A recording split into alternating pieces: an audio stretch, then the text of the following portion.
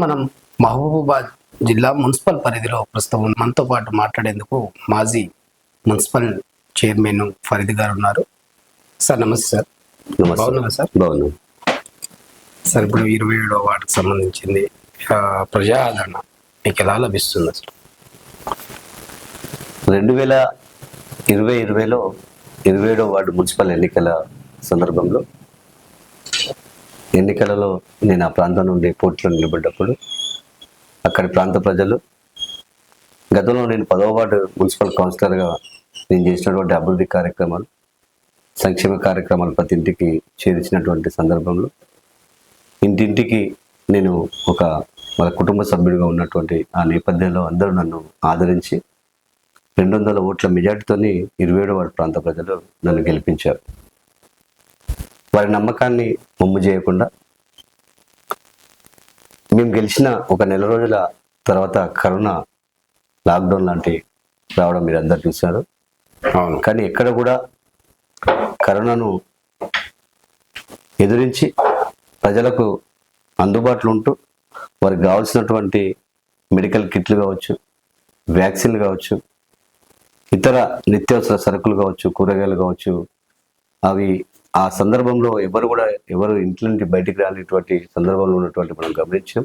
కానీ ఒక నాయకుడిగా, ఒక ప్రజానాయకుడిగా వారు నన్ను ఎన్నుకున్నారు కాబట్టి ధైర్యంగా వారికి అందుబాటులో ఉంటూ సేవా కార్యక్రమం నిర్వహించాను. సార్, ఆ టైంలో మున్సిపల్ వైస్ చైర్మన్గా ఉన్నప్పుడు ఎటువంటి అభివృద్ధి అనేది మీ వార్డుకి ప్రత్యేకంగా అందించారు సార్? కరోనా లాక్డౌన్ 2 సంవత్సరాలు ఉన్నటువంటి నేపథ్యంలో కొంత అభివృద్ధి ఆలస్యమైంది. కానీ మిగతా 3 సంవత్సరాలలో సుమారు ఒక 50 లక్షల రూపాయల వ్యయంతో ఆనాటి మాజీ శాసనసభ్యులు శంకరన్న గారి ప్రత్యేక CDF నిధులతో వార్డుని మరింత, అంటే 36 వార్డులలో మీరు ఒక్కసారి మనం చెప్పడం కాదు, ఇన్ఫర్మేషన్ యాక్ట్ కింద తీసుకున్నా, సమాచారం హక్కు ద్వారా తీసుకున్నా, ఏ వార్డులో ఎంత అభివృద్ధి జరిగిందో మీరు ఒకసారి తీసుకుంటే రికార్డ్స్ వెళ్తాయి. అక్కడ వార్డులో పాతబడ్డ 20-30 సంవత్సరాల నుంచి పాతబడ్డటువంటి విద్యుత్ స్తంభాలను తొలగించి కొత్త నూతన విద్యుత్ స్తంభాలను పెట్టించడం జరిగింది. CC రోడ్లు వేయించడం జరిగింది. సైడ్ రైళ్లు వేయించడం జరిగింది. ప్రతి ఇంటికి డస్ట్బిన్లను ఇవ్వడం జరిగింది. హరితహారం భాగంగా కొన్ని కుటుంబాలకు పూల మొక్కలు, పండ్ల మొక్కలు ఇవ్వడం జరిగింది. ఎక్కడ వార్డులో ఏ అవసరం ఉన్నా అవన్నీ చేశాం. ప్రధాన రహదారి వివేకానంద సెంటర్ బస్టాండ్ ఎదుర్కొన్నటువంటి ప్రధాన రహదారిలో గత 15 సంవత్సరాల నుంచి ఒక పెద్ద విద్యుత్ ట్రాన్స్ఫారం ఉండే, దాన్ని ఎవరు తొలగించారు. కానీ నేను ఎప్పుడైతే ఎన్నికైనటువంటి ఒక నెల రోజుల్లోనే పట్టణ ప్రగతికి సంబంధించినటువంటి ఏదైతే కార్యక్రమం వచ్చిందో ఆ కార్యక్రమం మొదటి తీసుకున్నటువంటి కార్యక్రమం ఏవైతే విద్యుత్ ట్రాన్స్ఫారం ఉందో ట్రాన్స్ఫారం తొలగించి ఆ ప్రధాన రహదారిని అందరికీ అందుబాటులో నడిచే విధంగా చేయించడం జరిగింది. సరే, 27వ వార్డుకి సంబంధించిందే మనం మాట్లాడదాము. ఆ టైంలో మీరు ఈ 27వ వార్డుకి ఎటువంటి అభివృద్ధి చేశారు? ప్రధానమైనది ఏమైనా చూడగానే ఇది మంచిది అని చెప్పుకోవడానికి ఏమైనా చేశారు? 27వ వార్డు మహబూబాబాద్ పుట్టినప్పటి నుండి ఉంటుంది.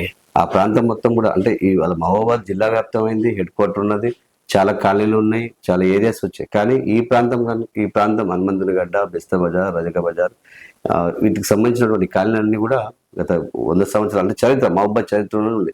20-30 సంవత్సరాల నుంచి కూడా వేయనటువంటి CC రోడ్లు వేయించడం జరిగింది.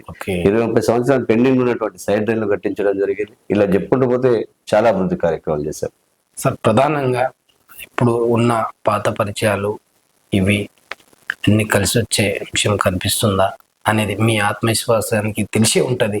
ఎందుకంటే ఆ ఉద్యమంలో తెలంగాణ తొలి దశ ఉద్యమకారుడు ఎవరంటే మహబూబాబాద్లో ఫరీద్ అన్న అని పిలిచే విధంగా, ఫరీద్ అని కూడా పేరు కూడా పలకడానికి రాదు, అన్నా అని పిలిపిస్తారు. ఆ యొక్క మంచితనాన్ని మీరు తీసుకున్నారు, సంపాదించుకున్నారు. అదంతా ఓట్ల రూపంలో వచ్చే అవకాశం ఉందా అనేది మా ప్రశ్న. ఖచ్చితంగా. ఎందుకు అంటున్నా అంటే, ఎప్పుడైతే వార్డుకు సంబంధించినటువంటి రిజర్వేషన్లు మార్పులు జరిగాయో, 27వ వార్డు BC జనరల్ ఉండే గతంలో. కానీ ఈ రిజర్వేషన్ నేపథ్యంలో జనరల్ మహిళ అయింది. గతంలో మహిళ ఉంటే నేను ఉంటానా అంటే మా సతీమణిని ఎన్నికల్లో నిలబడిపిస్తానా లేదా అనే అంశం కొంత ఆలోచన పరంగా ఉండే. కానీ ఎప్పుడైతే ఈ వార్డు సంబంధించినటువంటి మహిళా రిజర్వేషన్ అయిందో, నేను ఆలోచనకు రాకముందే మా వార్డు సంబంధించినటువంటి మా ఆత్మీయులు, ఓకే. మా అక్కలు, మా అన్నలు, కులాలకు మతాలకు అతీతంగా నాకు ఫోన్లు చేయడం, నేరుగా నా ఇంటికి రావడం. నేనంటే అంటే నాకు ఆ రోజే నాకు గెలుపు నా కళ్ళలో కనిపించింది. వాళ్ళు ఎవరైతే నన్ను అట్లా అంటే ఒక ఓటర్ దగ్గరికి నాయకుడు వెళ్ళి ఓటు అడుగుతారు, కానీ ఓటర్లు నా దగ్గరకు వచ్చి ఖచ్చితంగా కూడా అవకాశాలు వదులుకోవద్దు, మీరు ఈ వార్డును వదిలిపెట్టి వెళ్ళకూడదు, ఇప్పటికీ మీరు అభివృద్ధి కార్యక్రమాలు చేశారు, ఇంకా కొన్ని చేయాలంటే మిగిలినటువంటి అభివృద్ధి కార్యక్రమాలు చేయాలన్నా ప్రభుత్వం చూస్తున్నటువంటి సంక్షేమ పథకాలు అర్హులైనటువంటి వారికి అందించాలన్నా అది మీ నాయకత్వంలో అవుతుంది.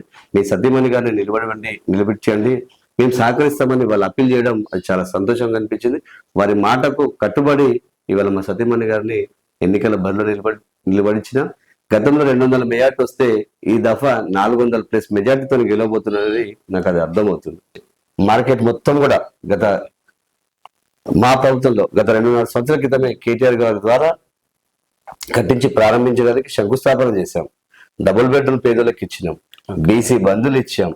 ఇలాంటి చెప్పుకునేది అయితే చాలా ఉన్నాయి మహబూబాబాద్ పట్టణంలో. కానీ కాంగ్రెస్ ప్రభుత్వం ఏర్పడ్డాక ఈ 2.5 సంవత్సరాలలో ఎక్కడైనా ఏ వార్డులోనైనా ఒక 50,000 రూపాయలైనా కావచ్చు, 1,00,000 రూపాయల వ్యయంతోనైనా కావచ్చు, ఒక చిన్న సైడ్ డ్రైన్ కట్టించిన, చిన్న సీసీ రోడ్ వేయించినా నేను దేనికంటే దానికి సిద్ధం.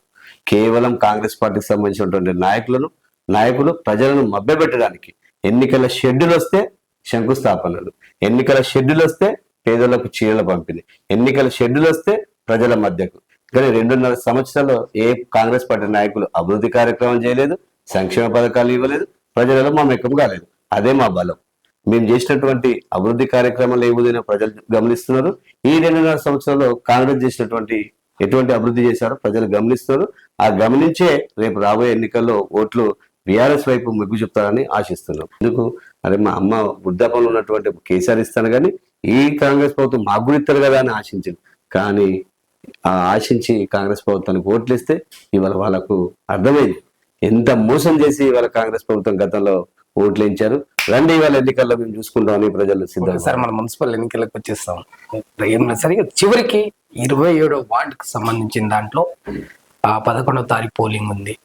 మరి మీ యొక్క ఓటర్ మహాశయులను ఒక్కసారి ఓటు ఎలా ఆడుతారు ఒకసారి చూడండి. 27వ వార్డు ఓటర్ మహాశయులు అందరూ కూడా పేరున నమస్కారాలు తెలియజేస్తున్నా. గతంలో మీరు సహకరించినటువంటి, మీరు ఆశీర్వదించి నన్ను మున్సిపల్ కౌన్సిలర్గా ఎన్నిక చేయించడం జరిగింది. నా గెలుపు తర్వాత 5 సంవత్సరాలు నేను ప్రతి ఇంటికి సంక్షేమ పథకాలు అందించాను, వార్డులో అభివృద్ధి కార్యక్రమాలు చేయించాను. మీరందరికీ తెలుసు నేను ఎటువంటి కార్యక్రమాలు చేశాను. మరోసారి ఇవాళ మహిళా రిజర్వేషన్ రావడం వల్ల నా సతీమణి షాజహాన్ బేగం గారు ఎన్నికల బరిలో ఉన్నారు. మీ అందరి ఆశీస్సులు, మీ అందరి దీవెనలు, కారు గుర్తుపై మీ అమూల్యమైన ఓటు వేసి అత్యధిక మెజార్టీతో గెలిపించండి.